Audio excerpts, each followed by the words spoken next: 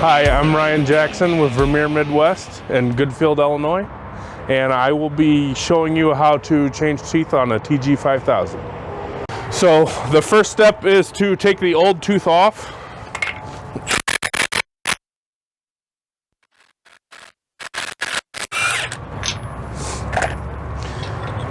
And anytime you remove a tooth, you need to inspect the bolt. If it is worn down, then when you put in a new tooth, the bolt has to be replaced and a new nut as well. All right, before installing a new tooth, we need to check this top surface on the wedge, make sure it's flat, nice and clean, as well as the front face of the hammer is also smooth and clean, and then we can go ahead and install the new tooth. The next step is to get a new tooth, new bolt, and a new nut, and we can go ahead with the install.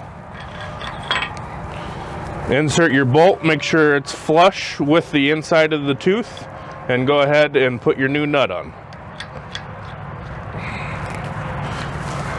And then we can go ahead and tighten just with an impact to take up the slack in the nut.